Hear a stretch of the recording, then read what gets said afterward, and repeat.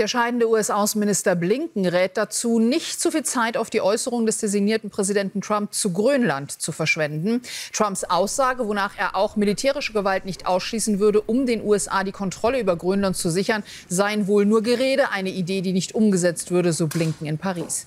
Gestern hatte Bundeskanzler Scholz Donald Trump dafür scharf kritisiert. Die Unverletzlichkeit von Grenzen sei Teil des westlichen Wertekanons und gelte für jedes Land, so der Kanzler.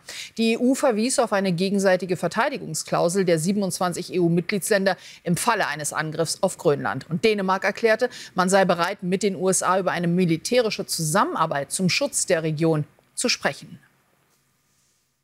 Da gibt es verteidigungs- und sicherheitspolitisch so viel zu besprechen. Wir wollen das tun mit Florian Hahn, dem verteidigungspolitischen Fraktionssprecher von der CSU. Ich grüße Sie ganz herzlich, Herr Hahn. Grüß Gott, Frau Ohm. Diese Reaktion des Bundeskanzlers gestern in Abstimmung mit EU-Partnern auf die Äußerungen Trumps, im Prinzip ja fast schon Drohungen in Richtung Grönland, war das richtig, auch von Tonalität und Wortwahl her aus Ihrer Sicht? Ich glaube, es ist nicht falsch, auch selbstbewusst aufzutreten als Deutschland, als die größte Volkswirtschaft auf dem europäischen Kontinent und natürlich auch geeint in der Europäischen Union.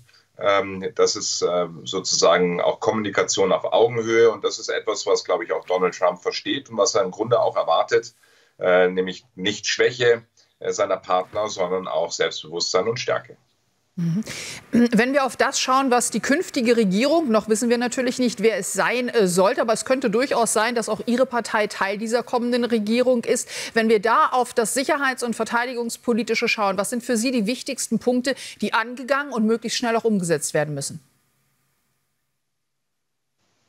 Wir müssen dringend tatsächlich Zeitenwende leben, sie nicht nur ausrufen, sondern tatsächlich herbeiführen. Hier sind 3 Jahre im Grunde verschwendet worden. Wir müssen unsere Bundeswehr stärken, wir müssen den europäischen Pfeiler in der NATO stärken und wir müssen dringend Abschreckung tatsächlich darstellen können, denn wir sehen, dass die Bedrohung von russischer Seite steigt, dass trotz des Krieges in der Ukraine die militärisch die russische Kapazitäten und Fähigkeiten steigen, materiell wie auch personell. Und das richtet sich natürlich gegen uns. Und deswegen müssen wir hier klar auch zeigen, dass wir bereit sind, uns gegebenenfalls auch zu verteidigen. Und zwar auch Europa für sich. Denn eins ist klar, Amerika ist auf der anderen Seite, auf der pazifischen Seite gefordert und kann sich nicht mehr in dem Maße für uns einsetzen, wie das in der Vergangenheit der Fall war. Herr Hahn, für das, was Sie gerade skizziert haben, braucht es vor allen Dingen Geld. Können Sie uns eine Summe nehmen, von der Sie jetzt schon sagen würden, das ist realistisch das, was wir in die Bundeswehr stecken müssen? Und dann, wo nehmen wir diese Summe her? Also, ich bin jetzt nicht bereit, eine exakte Summe zu nennen. Ich kann nur sagen, dass es deutlich mehr sein wird, als wir es bisher tun. Und es wird deutlich mehr sein als 2%. Deswegen haben wir auch als Union in unserem Wahlprogramm drinstehen und das auch jetzt nochmal als CSU in Seon beschlossen, dass wir uns klar zu den Richtung 3% und drüber hinaus bewegen müssen.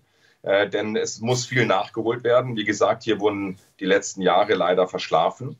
Und die Frage ist, wo man das Geld herholt. Sicherheit ist die Grundlage dafür, dass wir überhaupt in Freiheit ordentlich wirtschaften können und uns dann in der Folge einer guten Wirtschaft dann auch einen Sozialstaat, so wie wir ihn haben, leisten können. Das heißt, Sicherheit geht vor und muss als Grundlage gesichert werden. Und deswegen kann ich nur sagen, natürlich muss umgeschichtet werden, es muss priorisiert werden. Wir müssen Dinge in Frage stellen, die ja offensichtlich auch nicht funktioniert, aber teuer sind, wie beispielsweise das Bürgergeld.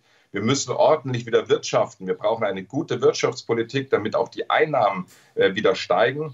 Und das ist sozusagen die Reihenfolge dessen, wie wir entsprechend auch mehr Finanzen für die Sicherheit finanzieren werden. Habe ich das richtig verstanden? Sie würden ans Bürgergeld rangehen wollen, um die Bundeswehr dadurch zu finanzieren? Beispielsweise. Also wir müssen insgesamt umschichten. Schauen Sie, die Bundesrepublik Deutschland hat insgesamt Ausgaben über alle politischen Ebenen von über 1 Billion Euro pro Jahr. Hier 50 oder 60 Milliarden mehr für die Sicherheit tatsächlich durch Umschichtung herbeizuführen, ist aus meiner Sicht, glaube ich, kein Problem und wird auch den Sozialstaat nicht ins Wanken bringen und wird nicht zur Verelendung von weiten Bevölkerungsschichten führen. Herr Hahn, ich bedanke mich für das Gespräch. Ihnen noch eine gute Restwoche. Sehr herzlichen Dank.